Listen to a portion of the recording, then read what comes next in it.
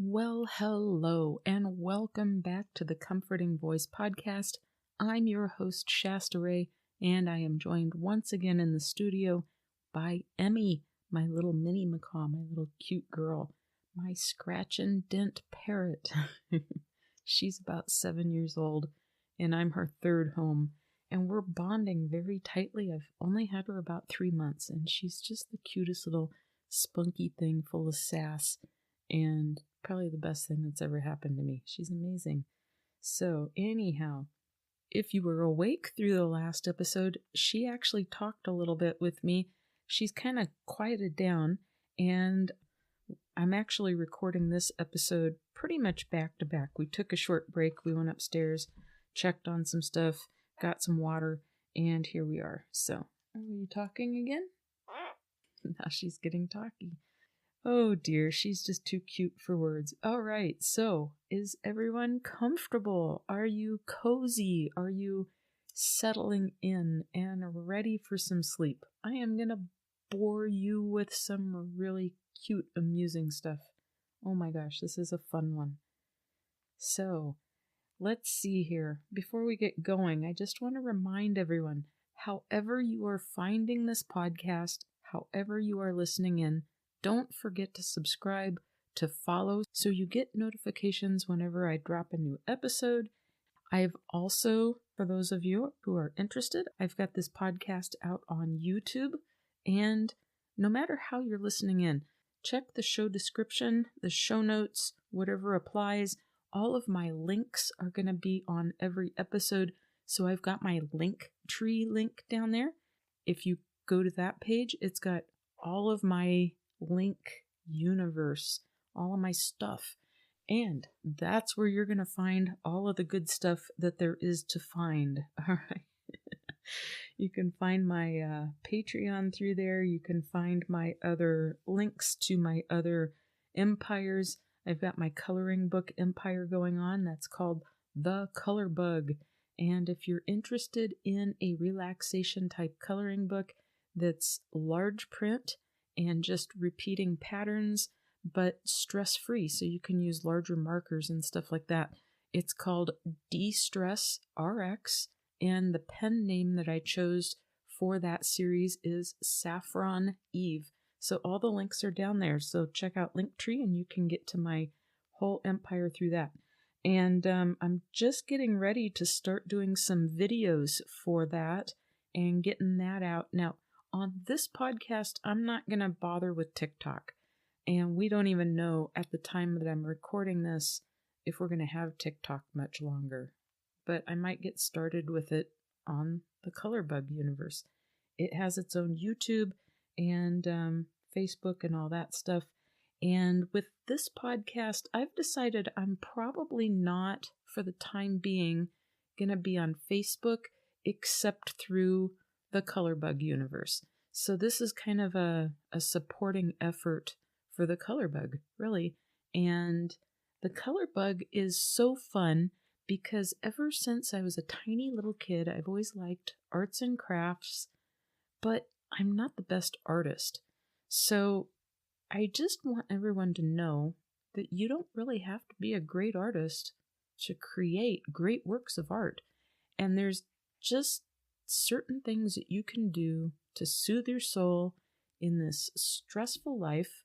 And one is just grabbing some generic markers and coloring. How many of us like to sit and just scribble or doodle, or you just make circles and color them in or something when you're on hold on the phone, or you're sitting there you're watching a movie or something. Maybe you're in a Zoom meeting or a webinar or something, and you're just restless. It's that kind of mindless, you don't have to put any thought into it kind of coloring. And I find that those are the best coloring books, but most of the coloring books out there like that are kind of girly and they're geared towards teen girls and stuff. But coloring is appreciated by everyone. And I wanted something that would appeal to the fellas as well as to the gals and the older crowd as well as the kids. So check it out, De-Stress RX by Saffron Eve, and go hunt around in my show notes and in the description, and you'll find links that will lead you there. All right. So what are we doing? Are you guys settling in? Have you taken some really good, deep, rhythmic breaths in and relaxed out? Go ahead and do that. Settle in. We're going to have fun. Are you ready, Emmy? All right. I think Emmy's ready to go. She is so cute. All right. And she's picky. Oh my gosh, she's picky eater. It's hard to get her to eat her vegetables.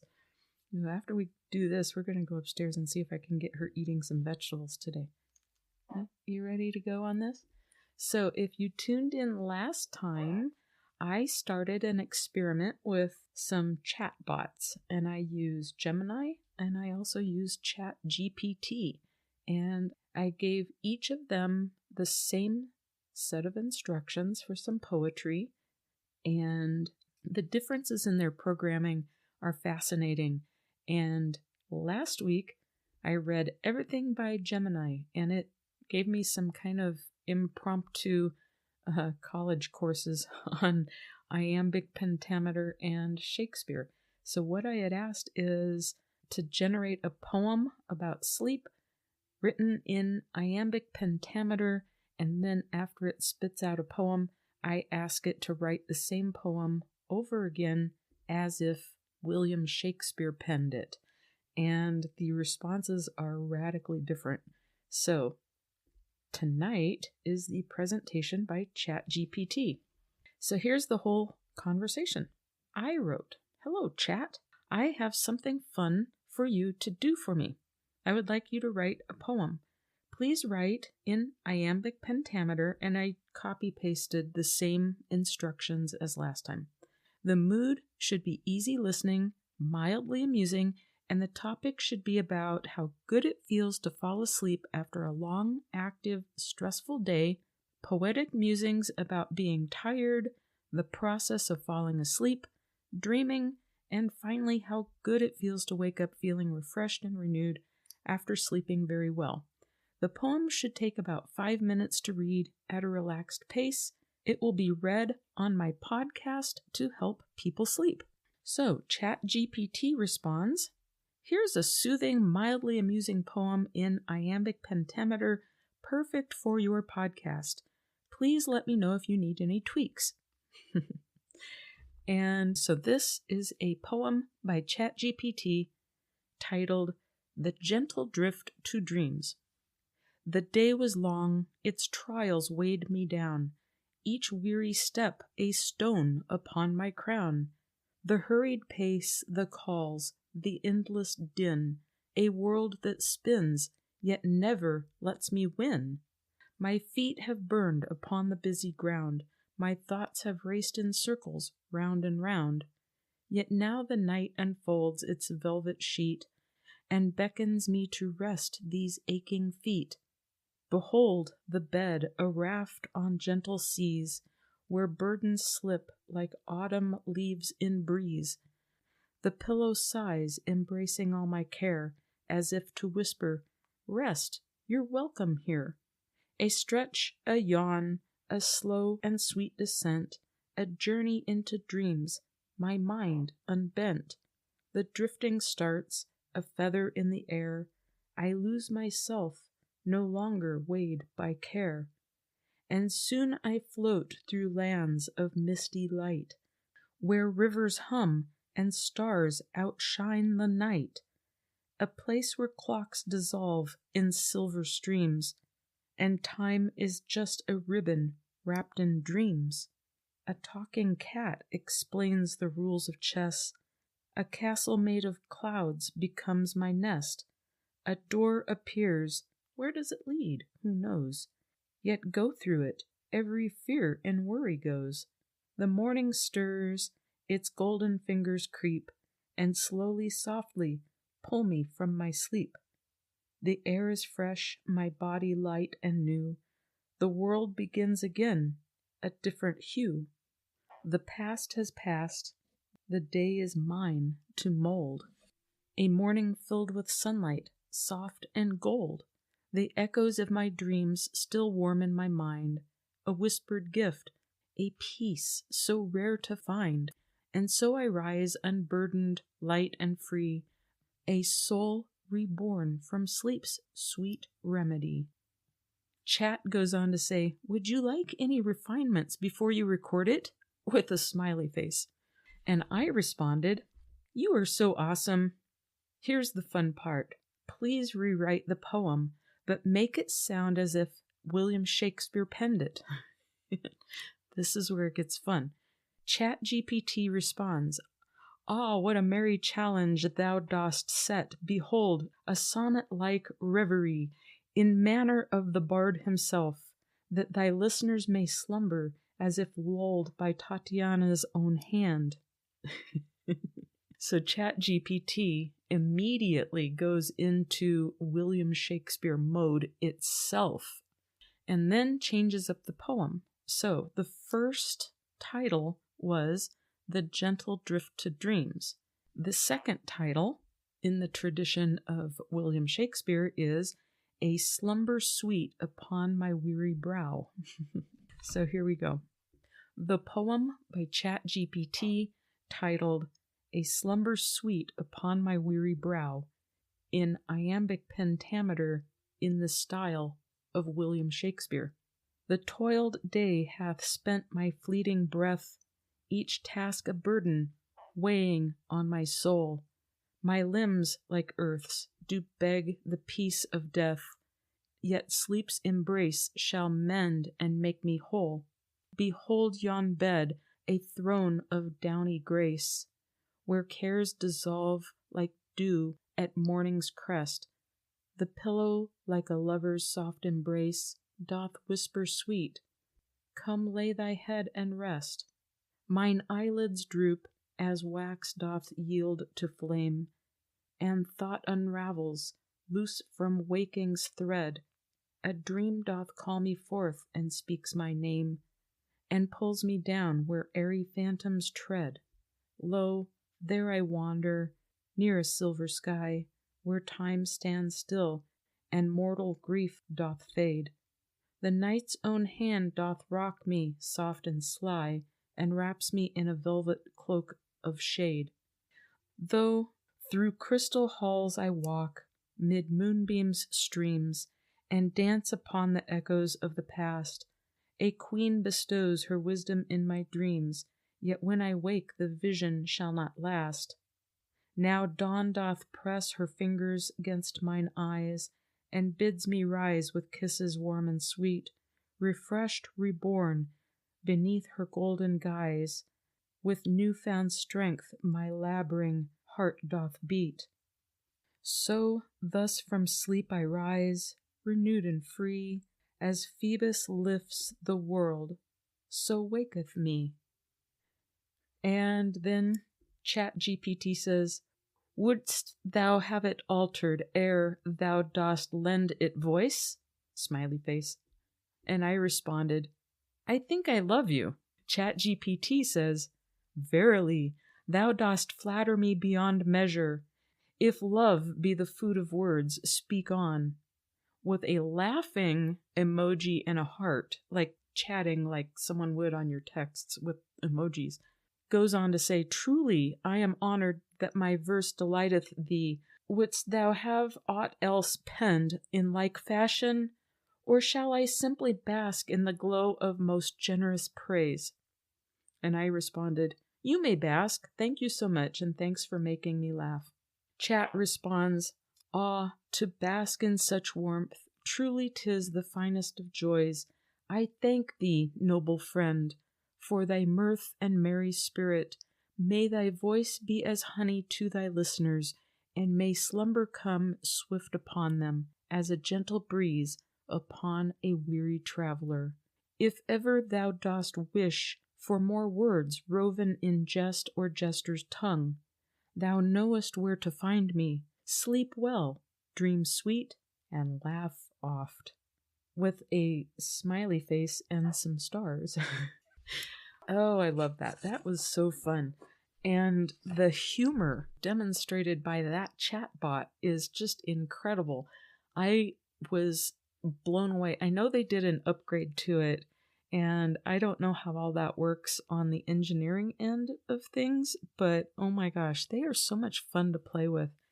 So if you guys have been enjoying my creations via AI chatbot, I will do some more. And I might engage in some fun short stories or something. Just a quick little deviation. A couple of years ago, I'm not sure how long it's been. I want to say it's probably been going on at least 5 years ago. There was something put out there on YouTube, and I'll have to find it again and see if I can link to it. It was really funny.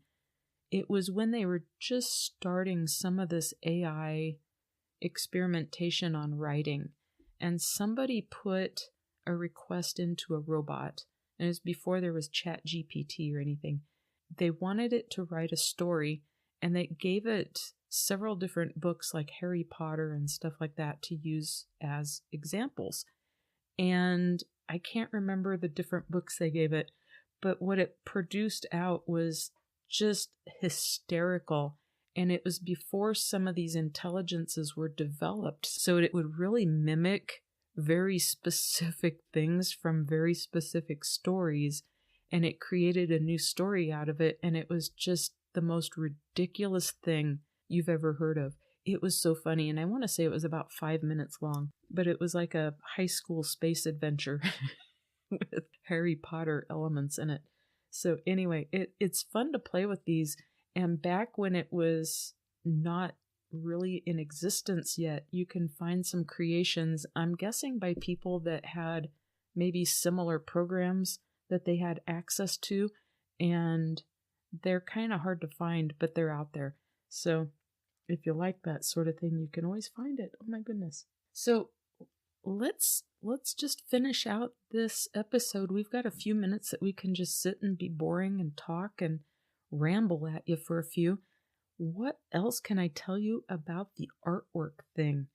So I do different kinds of things, and everyone I run into, friends, acquaintances, sometimes you find people that are just gung-ho, artsy craftsy type, and they just want to try new things. And other people are just like, oh, I have no talent. I can't draw. I can't do this.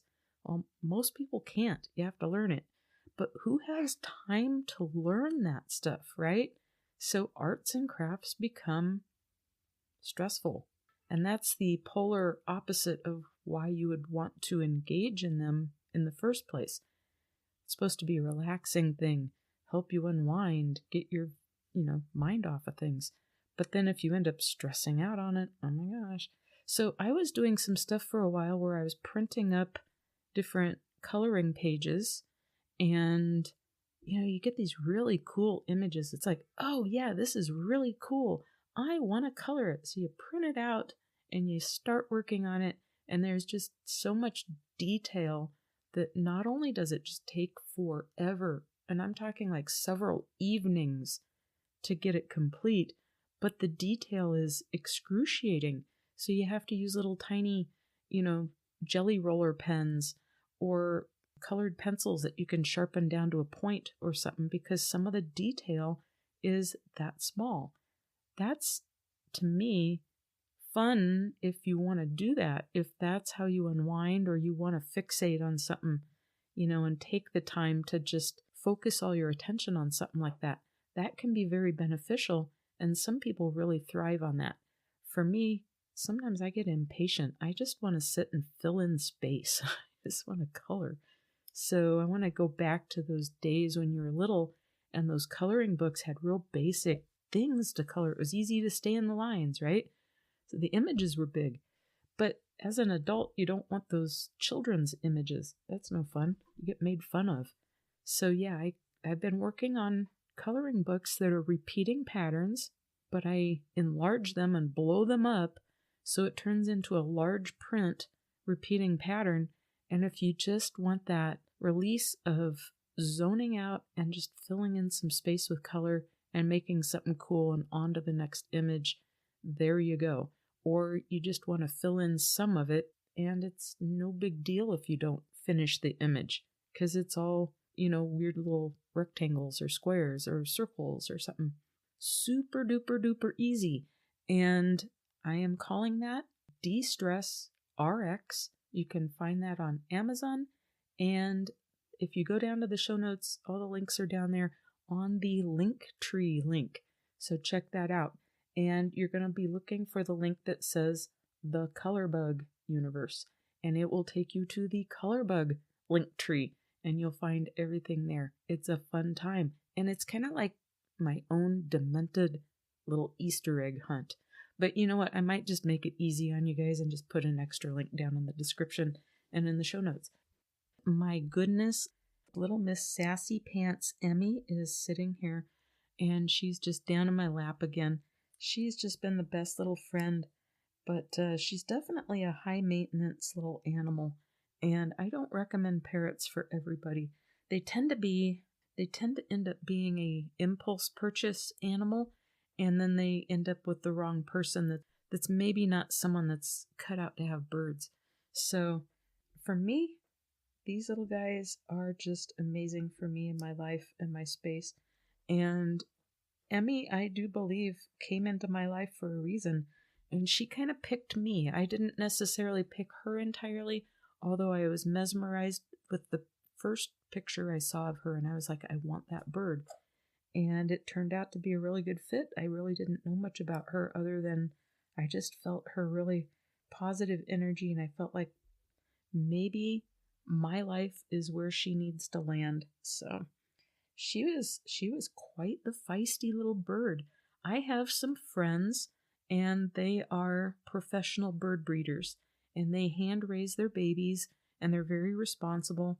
They pass all of the inspections. They're out there doing it right, and they do a little bit of rescue work. So when they find a bird that needs to be rehomed, they will take it in if it's a good fit, and they will assess its personality and work with it a little bit and see if it needs some taming. Sometimes birds come from homes that they don't know how to work with them, and they've got some aggression issues or something, and they kind of see what's going on and health assess it a little bit, and then they place it in homes.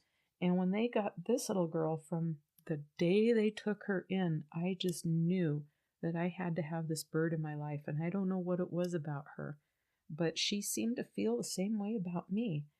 But she stayed with those people for about 3 months because she had some major biting and aggression stuff going on. And she's just the sweetest little girl. And she's still feisty. She's still feisty. She gets a little reactive. Parrots, believe it or not, are all wild animals. And even when they're born in captivity, it just means they're tame. They're not domesticated. So they still have all of those wild tendencies and behaviors that we don't always understand, because that's what they are. They're little weirdos. But yeah, I'm just glad she's in my space. I'm glad she's my little bird. And I'm glad that I could give her a good home.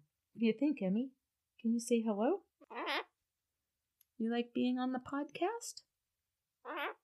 She seems to know what the microphone is. Or yeah. Can you say hi? Water? You want some water? Can you say hi? Hello? She says hello to everyone at the end of the episode. All right, I think we're going to go upstairs and we're going to watch some TV and play with the coloring books for a while. So everyone out there, I hope you're sound asleep. I hope you're cozy and in slumberland, dreaming wonderful things. And I hope you wake up refreshed and ready to take on the day tomorrow, whatever you're doing and whenever you listen to this. Have a great night, and we'll catch you next time. Bye-bye.